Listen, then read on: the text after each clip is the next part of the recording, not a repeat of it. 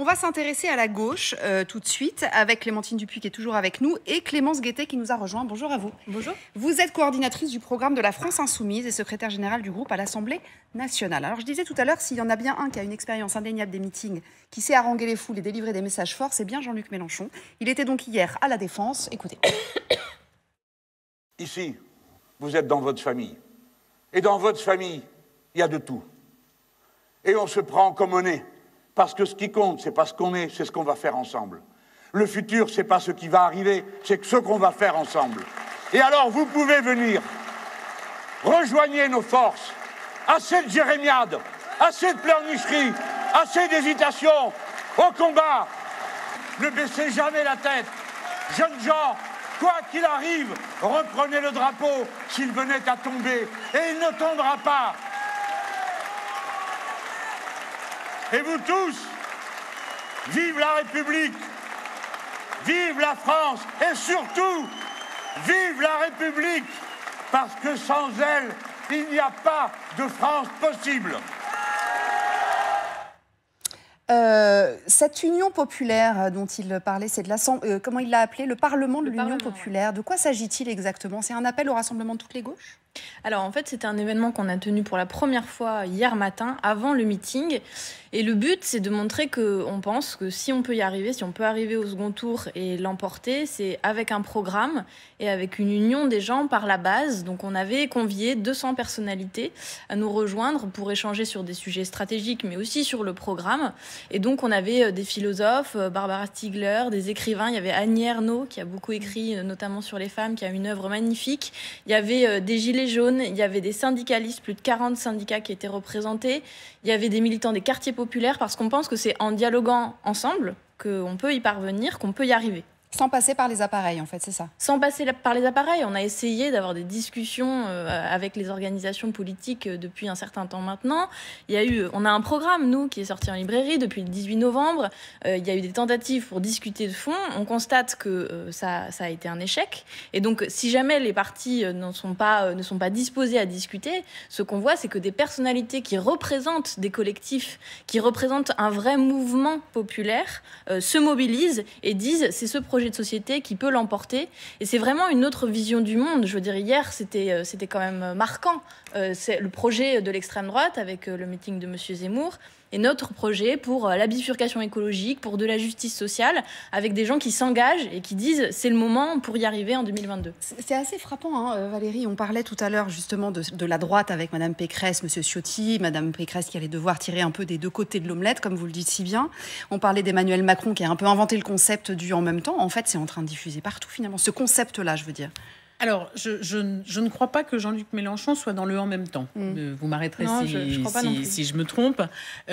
Jean-Luc Mélenchon, il acte de manière assez lucide que la perspective n'est pas la meilleure à gauche. Oui, que c'est compliqué. Il l'a dit dans une interview au Parisien en disant qu'il y avait un trou de souris et qu'il a essayé de s'y glisser. Il a même dit hier en fin de meeting, il y a un trou de souris, mais il faut pelleter. Donc c'est assez lucide. C'est assez rare d'ailleurs d'avoir pour imprimer de l'enthousiasme, de dire, bon, on n'est pas dans la meilleure des situations, mais si tous les gars du monde et les femmes du monde pouvaient se donner la main, peut-être qu'on y arriverait. Donc il faut reconnaître la lucidité, une forme de franchise à dire que la situation de la gauche, on le sait, au mieux, le bloc de gauche, des extrêmes gauches et des gauches est autour de, je vais être très généreuse, entre 20 et 25%, alors que le bloc des droites et des extrêmes droites est autour de 45%, peut-être un peu plus. Donc, même sérieusement plus, je crois que c'est 35% l'extrême droite, disons 15%, et là aussi, je suis généreuse pour la droite républicaine, d'après les derniers sondages. Donc, ce que tente de faire Jean-Luc Mélenchon, c'est là où sans doute nous allons différer, après avoir acté l'impossible union, sans doute parce que lui-même ne voulait pas, comme ses concurrents, comme Yannick Jadot, Anne Hidalgo, chacun a son programme et ne veut en rien Chacun n'a pas son programme pour l'instant. Bon, ça, on est plutôt les seuls à avoir un programme complet. Chacun a son individualité, en tout cas. Je l'ai déjà dit sur ce plateau, vous avez travaillé, vous avez le même programme, en gros, qu'en 2017. Il y a quelques modifications à la base, à la marge, mais chacun a quand même des propositions, etc. Peut-être que le programme, c'est un peu tôt dans la campagne. Vous êtes parti très tôt, ça fait 1 an que vous êtes parti en campagne. Vous trouvez que c'est trop tôt pour avoir un programme? Non, je ne dis pas ça. Je dis que vous en avez un, qui est le même Non, c'est pas le même. Non. Oh, quasiment. Non, on a doublé 2017. le nombre. On a doublé le nombre de mesures dans le programme. Il a été largement étoffé sur beaucoup de plans. Je vais vous céder là-dessus. Mais en clair, il y a des différences notables sur votre programme, le vôtre, avec Anne Hidalgo ou avec Yannick Jadot, la place du nucléaire, notamment. Il y a beaucoup de choses. Vous insistez beaucoup sur l'écologie, et on l'a encore entendu hier, pour tenter de ramener à vous les électeurs peut-être en déshérence du côté des écologistes. Mais cette union, à la base, c'est ce qu'on dit quand on n'arrive pas à faire une union par les appareils que vous actez, et dont la plupart des observateurs notent que Jean-Luc Mélenchon n'a pas été très allant pour une union des appareils. Alors, ce que je voulais vous faire écouter aussi, c'est qu'effectivement, quand on écoute le meeting d'hier, et Adrien Spiteri a tout réécouté ce matin exprès pour voir un peu comment Jean-Luc Mélenchon s'était comporté avec les adversaires.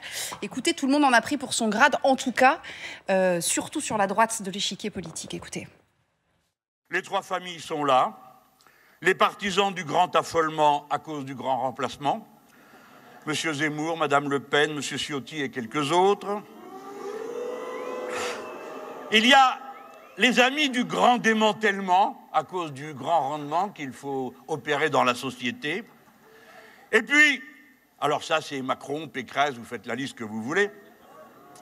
Et puis, vous avez les partisans du grand changement à cause du grand épuisement des êtres humains et de la nature sous la pression du capitalisme financier qui est en train de détruire l'humanité, la biodiversité et la planète. Bon, il ne faut pas trop insulter l'avenir, pas trop de critiques à gauche, voire pas du tout quand même.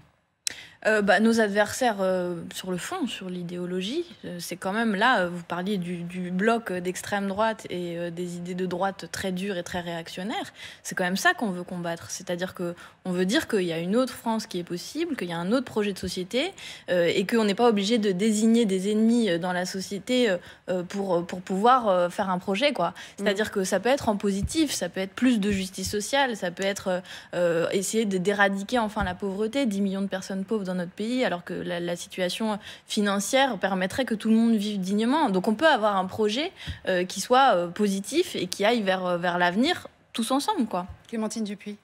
Moi, je pense que de toute façon, c'est complètement inaudible puisque Jean-Luc Mélenchon essaye de rassembler une gauche qui est déjà morte de ses divisions. En fait, on rassemble sur un projet, pas simplement sur une personne, comme est en train de faire Jean-Luc Mélenchon, comme il a déjà fait en 2017. Pourquoi le candidat Macron vous parlez de dialogue tout à l'heure, et une seconde après, vous nous dites que vous avez déjà un programme. Comment on peut dialoguer si votre programme est de toute façon déjà fait?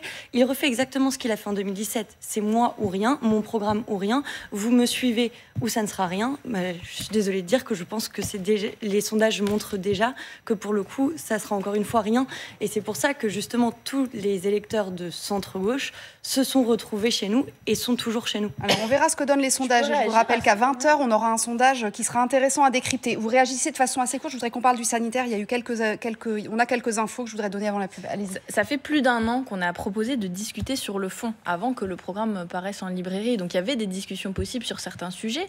Et je trouve quand même un peu osé de dire que nous, on affiche la couleur alors que M. Macron est candidat. Ça ne fait de secret pour personne. Et alors, il va arroser les uns les autres au cours des assises de je ne sais quel sujet en tant que président de la République et promettre des choses qu'il n'a pas fait en 4 ans, qu'il ne met pas dans son budget de cet hiver à l'Assemblée nationale et qu'il ne fera pas s'il est élu à nouveau. Juste rapidement, Valérie, un président sortant, il n'annonce pas sa candidature au mois de novembre, a priori. Hein. Non, c'est assez rare, c'est évidemment beaucoup plus tard. Et là, ça se complique du fait que la présidence française de l'Union européenne démarre au 1er janvier et donc il ne faut pas non plus mélanger les deux agendas. Mais c'est vrai que c'est un des arguments qu'on entend le plus souvent contre Emmanuel Macron, c'est que pour l'instant, il profite de sa fonction.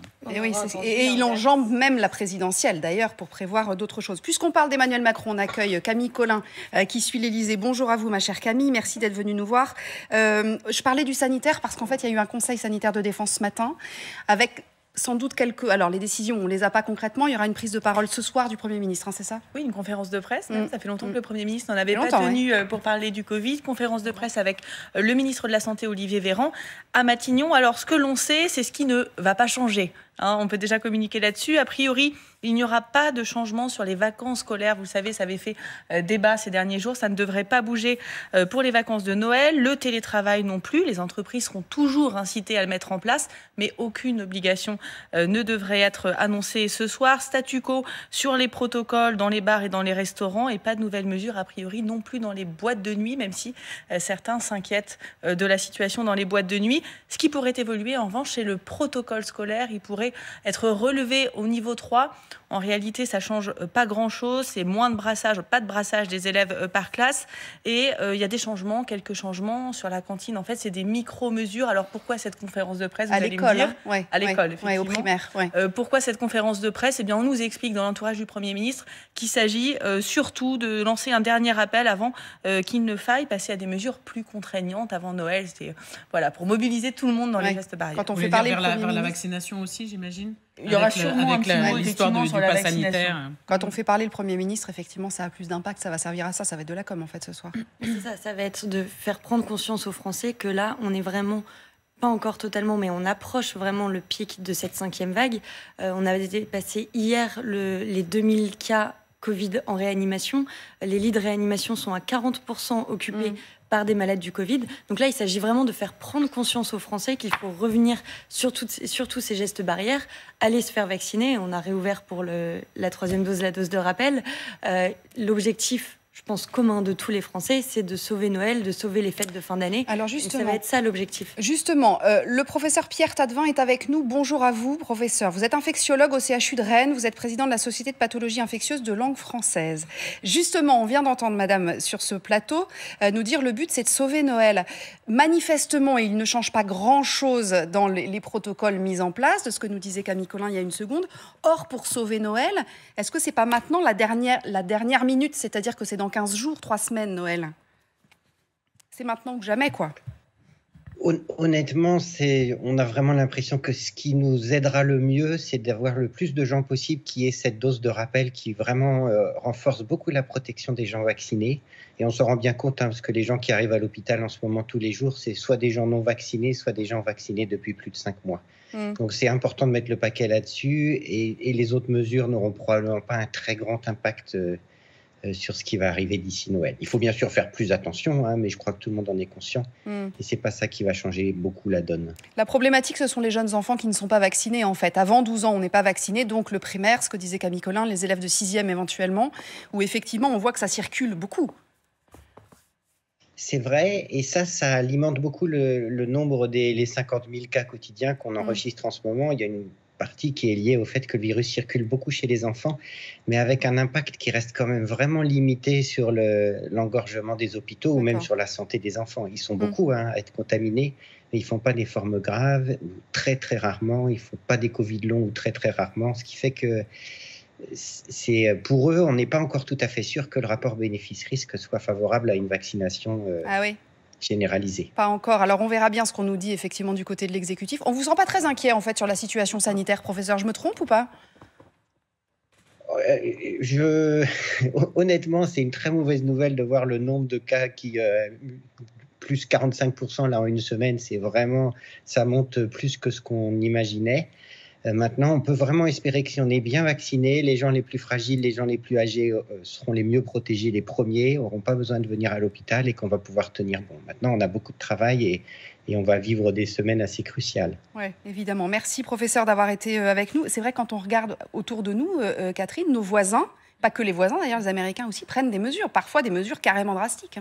Oui, et en plus dans des pays dont on ne s'attendait pas justement à ce qu'ils prennent des mesures aussi dures, parce qu'au début, ils étaient quand même beaucoup plus souples. Mais c'est vrai que le départ d'Angela Merkel, elle quitte ses fonctions après-demain, c'est vrai que ça se fera sur une note quand même assez triste d'une certaine manière, puisque les Allemands, en gros, vont aller vers la vaccination obligatoire. Lorsque les Français, peut-être, n'annoncent pas encore, parce que c'est vrai que la grande différence entre la France et l'Allemagne, c'est qu'en Allemagne, les élections ont déjà eu lieu et qu'en France, ça n'a pas encore eu lieu. Donc, c'est plus difficile pour un pouvoir qui va se représenter au suffrage de ses compatriotes de prendre une décision aussi radicale. Mais il y a l'Allemagne, il y a l'Autriche, évidemment, qui a été la première à l'annoncer. Et puis, il y a New York, qui avait été très impacté par le Covid au tout début et qui vient donc d'annoncer, le maire vient d'annoncer effectivement une série de vaccinations obligatoires. Donc on sent bien que c'est la tendance lourde et que c'est ce vers quoi on va.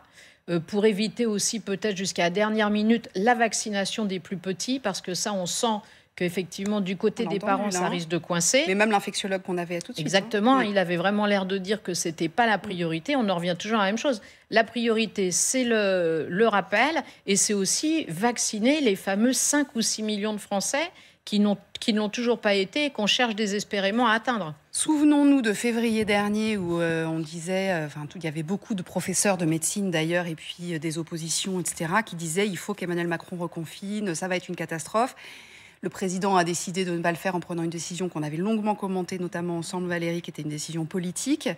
Bon, l'avenir lui a donné plutôt raison. Vous dites quoi, vous, pour le fait que on va remettre les masques aux enfants dans la cour de récré, mais enfin, a priori, il n'y a pas grand-chose d'autre qui va changer pour le moment. Il vaut mieux attendre. Il y a un problème de méthode. On l'a déjà dit à plusieurs reprises, mais à nouveau, Conseil de défense sanitaire, à huis clos, Macron tout seul, le Premier ministre qui arrive et qui nous dit à la télévision ce qui va se passer. On commente quand même une méthode qui est une méthode solitaire et autoritaire, alors qu'une politique sanitaire, ça doit être collectif, ça doit être basé sur la conviction et pas sur la contrainte. On l'a dénoncé à de multiples reprises. Et alors, vous parliez de sauver Noël dans votre introduction.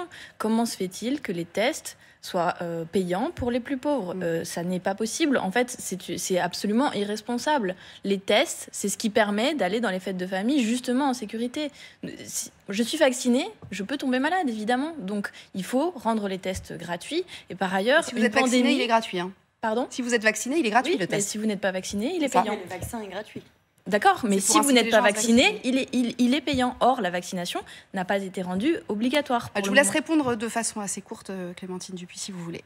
Oui, le vaccin, lui, est gratuit. En fait, la vaccination n'est pas obligatoire. Les gens, s'ils n'ont pas été convaincus, ne se sont pas fait vacciner pour le moment. Mais par quoi ils n'ont pas été convaincus? Des personnes âgées, un an et demi, ils ont été convaincus. Enfin, non, ils ne sont pas convaincus. Il y a une défiance énorme dans la société. Le pass sanitaire, c'est une aberration. Oui, mais c'est vrai qu'avec vos discours, en même temps, la défiance ne peut qu'être augmentée. Quand on voit, ne serait-ce qu'à votre meeting, vous n'avez pas demandé le pass sanitaire, c'est pareil. Tout le monde portait des masques, il y avait des gestes barrières. Je pense que chacun peut regarder à sa porte. Honnêtement, je pense que vraiment, c'est une politique qui est responsable. Par ailleurs, c'est une pandémie. Donc, c'est mondial. Ça veut dire que si jamais toute la population mondiale n'est pas vaccinée, c'est une situation qui peut perdurer jusqu'en 2023-2024.